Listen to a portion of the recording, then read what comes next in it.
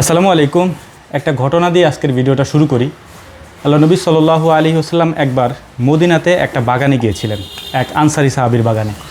সেখানে যাওয়ার পর একটা উট আল্লাহ নবী সাল্লাল্লাহু আলাইহি ওয়াসাল্লামের কাছে দৌড়ে আসে। এর কিছুক্ষণ পর ওই উট চলে যাওয়ার পর নবী সাল্লাল্লাহু আলাইহি ওয়াসাল্লাম ওই আনসারি সাহাবীকে ডেকে আনেন, যে সাহাবী নবী করিম সাল্লাল্লাহু আলাইহি ওয়াসাল্লামকে দাওয়াত করেছিলেন। ওই আনসারি সাহাবী আল্লাহ নবী সাল্লাল্লাহু আলাইহি ওয়াসাল্লামের কাছে আসার পর নবী করিম সাল্লাল্লাহু আলাইহি ওয়াসাল্লাম ওই সাহাবীকে বললেন, এই উট কি তোমার? তখন ওই সাহাবী বলল, জি আল্লাহ রাসূল সাল্লাল্লাহু আলাইহি ওয়াসাল্লাম, এই উট আমার।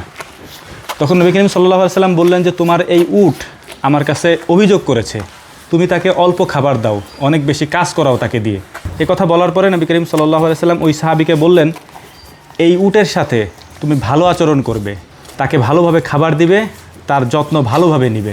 সুনানে আবু দাউদের এই হাদিসের শেষের ভাগে এ কথাও উল্লেখ রয়েছে, নবী করিম সাল্লাল্লাহু আলাইহি ওয়াসাল্লামের কাছে ওই উট অভিযোগ করেছিল, ইয়া আল্লাহর রাসূল সাল্লাল্লাহু আলাইহি ওয়াসাল্লাম, এই ব্যক্তি আমাকে দিয়ে অনেক বেশি কাজ করায়, আমাকে অল্প খাবার দেয়, এবং আমার যেহেতু এখন বয়স হয়ে গিয়েছে, আমি আগের মতো কাজ করতে পারি না, যে কারণে সে আমাকে নাহার করে দিতে চায়, অর্থাৎ সে আমাকে কুরবানি দিয়ে দিতে চায়। এই কথা শুনে নবী করিম সাল্লাল্লাহু আলাইহি ওয়াসাল্লাম এই কথাও ওই সাহাবীকে বললেন এবং তাকে বললেন, তুমি এই কাজটি করবে না, এই উটকে তুমি কুরবানি দিবে না।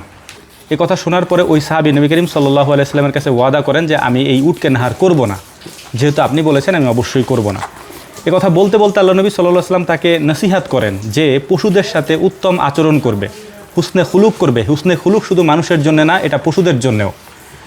যেই পশুকে আল্লাহ রাব্বুল আলামিন তোমার জন্য নিয়ামত স্বরূপ দুনিয়াতে পাঠিয়েছেন এবং এই নিয়ামতের বিনিময়ে আল্লাহ রাব্বুল আলামিন তোমার কাছ থেকে ইবাদত চেয়েছেন, তুমি আল্লাহ রাব্বুল আলামিনের ইবাদত করবে, এর পাশাপাশি এই নিয়ামত ভোগ করবে। অবশ্যই যে নিয়ামত তোমাকে দেওয়া হয়েছে সেই নিয়ামতের শুকরিয়া আদায় করবে এবং তার যত্ন করবে।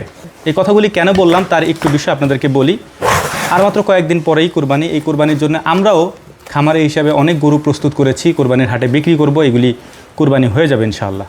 দেখেন, একটা বিষয় আপনাদেরকে বলি, ওরা যদি জানতো যে মাত্র কয়েকদিন পরেই ওরা কুরবানি হয়ে যাবে, তাহলে কি ওরা স্থির থাকতে পারতো? অবশ্যই স্থির থাকতে পারতো না। ওরা যদি বুঝতো এদেরকে আল্লাহ তাআলা মানুষের খেদমতের জন্য তৈরি করেছেন, মানুষের নিয়ামত স্বরূপ তৈরি করেছেন। গত কয়েকদিন ধরে কয়েকটা ভিডিও দেখেছি, গরু হাটে নেওয়ার ভিডিও, তারপর বিভিন্ন গরুর বিভিন্ন নামকরণ করার ভিডিও। এখন আমি জানি না, এটা বিজ্ঞ ওলামা একরাম বলতে পারবেন, যে একটা গরুর নামকরণ করা হয়, ধরেন কুরবানির জন্য। কুরবানি হচ্ছে আত্মত্যাগ, একটা পশুকে আপনি আল্লাহর রাস্তায় ত্যাগ করছেন। সেটা গরু না, শুধু উট হতে পারে, দুম্বা হতে পারে, ছাগল হতে পারে, যে কোনো পশু আল্লাহর রাস্তায় কুরবানি করতেছেন, কিন্তু তার একটা নাম দিচ্ছেন, আধুনিক নাম, সামাজিক নাম। এখন গরু, ছাগল, হাঁস, মুরগি, এদের তো আলাদা নামই আছে। তো এটাই ছিল মূল ব্যাপার। এখন আমরাও গরু পালি, দেখেন আমরা খামার করছি অনেক দিন যাবত হয়ে গেছে। এখন গরু, ছাগল, হাঁস, মুরগি এগুলা অনেক সময় হচ্ছে আপনার বিরক্তির কারণ হয় অনেক ক্ষেত্রে। যেমন ধরেন একটা গরু আমরা পালতেছি, ও আপনার একটা লাথি দিতে পারে, ওকে তো আল্লাহ তাআলা সেই বিবেক দেন নাই, তাই না? ও আপনাকে একটা লাথি দিতে পারে, তারপর হচ্ছে যে একটা গুঁতা দিতে পারে। এখন আপনিও যদি ওরে গুঁতা দেন, এটা কি মানানসই? ওকে তো আল্লাহ তাআলা ওই সেন্স দেয় নাই যে যে ওকে খাওয়াচ্ছে, পড়াচ্ছে, তারপর ওর যত্ন করতেছে, ও তারাই গুঁতা দিতেছে, আমারও দিতে পারে, তাই না? তো এই জিনিসগুলা একটু মাথায় রাখার চেষ্টা করবেন, এবং যারা গরু ছাগল পালন করেন অবশ্যই পশুদের সাথে ভালো আচরণ করবেন। যারা কুরবানি দিবেন তাদের ক্ষেত্রে পরামর্শ হচ্ছে একটা, আপনি লাখ লাখ টাকা খরচ করে কুরবানি দিচ্ছেন, অথচ আপনার কুরবানিটা কাজে লাগতেছে কিনা, অথবা আপনার কুরবানি আল্লাহ তাআলা পর্যন্ত পৌঁছাইতেছে কিনা, এই ব্যাপারে আপনার অবশ্যই সতর্ক থাকা উচিত। এরকম নামে বেনামে গরু আমরা চাইলে নাম দিতে পারি না, কেন দেই না? আমাকে অনেক মানুষ জিজ্ঞেস করে, ভাই আপনাদের কুরবানির গরুর নাম কি? হ্যাঁ ভাই, এখানে কালার আছে গরু, ধরেন ওই কোনারটা হচ্ছে কালো, তারপরেরটা কালো, সাদা কালো, তারপরে লাল, তারপরে সাদা কালো, তারপরে কালো, ছোট বড়, এইভাবে আমরা বলে আসতেছি চেনার সুবিধার্থে।